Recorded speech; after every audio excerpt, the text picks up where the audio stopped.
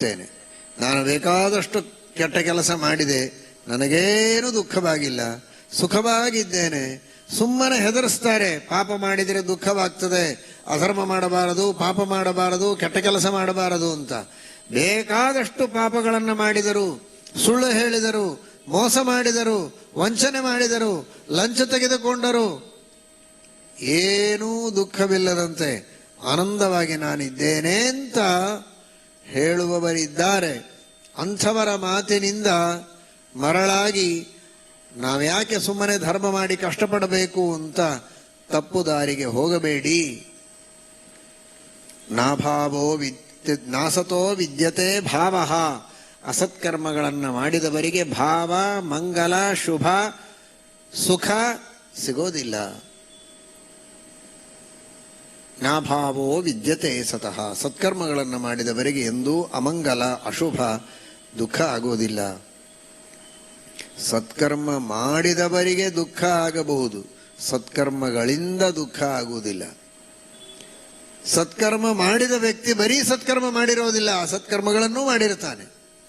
ಅಸತ್ಕರ್ಮದ ಫಲವಾಗಿ ದುಃಖವನ್ನು ಅನುಭವಿಸಬಹುದು. ಈಗ ಅನುಭವಿಸುವ ದುಃಖ ಈಗ ಮಾಡಿದ ಸತ್ಕರ್ಮದ ಫಲ ಅಂತ ತಿಳಿಯಬೇಡಿ. ಹಿಂದೆ ಮಾಡಿದ ಅಸತ್ಕರ್ಮದ ಫಲ, ಅದು ಕೆಟ್ಟ ಕರ್ಮದ ಫಲ. ಔಷಧಿಯನ್ನು ತೆಗೆದುಕೊಂಡ ವ್ಯಕ್ತಿ ಇನ್ನೂ ಜ್ವರ, ಕೆಮ್ಮು, ನೆಗಡೆ, ತಲೆಶೂಲಿ ಇವೆಲ್ಲವನ್ನ ಅನುಭವಿಸ್ತಾ ಇರ್ತಾನೆ. ಇದೆಲ್ಲ ಯಾಕೆ ಆಗ್ತಾ ಇದೆ? ಔಷಧಿ ತೆಗೆದುಕೊಂಡದ್ದಕ್ಕೆ ಆಗ್ತಾ ಇದೆ ಅಂತ ತಿಳಿಯಬಾರದು. ಹಿಂದೆ ಮಾಡಿದ ಅಪಥ್ಯದಿಂದ ಆಗ್ತಾ ಇದೆ. ಆಹಾರದೊಳಗೆ ವಿಹಾರದೊಳಗೆ ವ್ಯತ್ಯಾಸವಾದದ್ದಕ್ಕೆ ಇವತ್ತು ರೋಗವನ್ನು ಅನುಭವಿಸ್ತಾನೆ, ದುಃಖವನ್ನು ಅನುಭವಿಸ್ತಾನೆ. ಈಗ ಔಷಧಿಯನ್ನು ಸ್ವೀಕಾರ ಮಾಡಿದ್ದಕ್ಕೆ ಇನ್ನು ಸ್ವಲ್ಪ ಹೊತ್ತಿನಲ್ಲಿ ಆ ಎಲ್ಲ ರೋಗ ವಾಸಿಯಾಗಿ ಸುಖವನ್ನು ಅನುಭವಿಸುವವನಿದ್ದಾನೆ. ಆದರೆ ಅವನು ಔಷಧಿಯನ್ನು ತೆಗೆದುಕೊಂಡ ಕೂಡಲೇ ವಾಸಿಯಾಗಿಲ್ಲ, ಇನ್ನೂ ಜ್ವರ ಇದೆ ಅಂದರೆ ಔಷಧಿ ತೆಗೆದುಕೊಂಡದ್ದಕ್ಕೆ ಜ್ವರ ಬಂದಿದೆ ಅಂತ ತಿಳಿಯೋದಲ್ಲ, ಜ್ವರ ಉಳಿದದ್ದೇ ಔಷಧಿಯಿಂದ ಅಂತ ತಿಳಿಯೋದಲ್ಲ, ತಾನು ಮಾಡಿದ ಅಪಥ್ಯದಿಂದ. ಆ ಅಪಥ್ಯದ ಉಪಶಮನವಾಗಿ ಇವನಿಗೆ ಆರೋಗ್ಯವಾಗಬೇಕು, ಸುಖವಾಗಬೇಕು ಅಂದರೆ ಸ್ವಲ್ಪ ಸಮಯ ಬೇಕು. ಔಷಧಿ ತೆಗೆದುಕೊಂಡ ಕೂಡಲೇ ತನಗೆ ವಾಸಿ ಆಗಿಲ್ಲ ಅಂತ ಔಷಧಿಯನ್ನು ಬಯ್ಯುವಂತಿಲ್ಲ, ಔಷಧಿಯನ್ನು ಬಿಡುವಂತಿಲ್ಲ.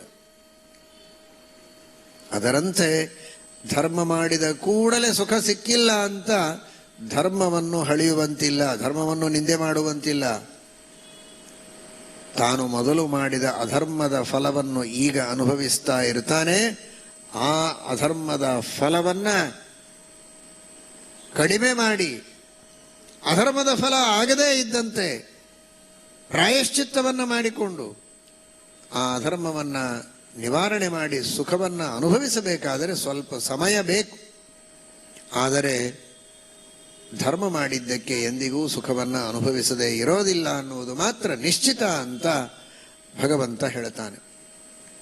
ಇವತ್ತು ನಾವು ಸುಖವಾಗಿದ್ದೇವೆ, ಊಟ ಇದೆ, ಇರುವುದಕ್ಕೆ ಮನೆ ಇದೆ, ಆಶ್ರಯ ಇದೆ, 4 ಜನ ಪ್ರೀತಿಯಿಂದ ಮಾತನಾಡಿಸ್ತಾರೆ, ನಾನಾ ವಿಧವಾದ ಅನುಕೂಲತೆಗಳಿವೆ, ಆರೋಗ್ಯ ಇದೆ, ಹೇಳಿದ್ದು ಅರ್ಥವಾಗ್ತದೆ, ನಾವು ಹೇಳಿದ್ದನ್ನು ಕೇಳಿ ಮಾಡುವ 4 ಜನ ಜೊತೆಗಿದ್ದಾರೆ, ಬುದ್ಧಿ ಸರಿ ಇದೆ,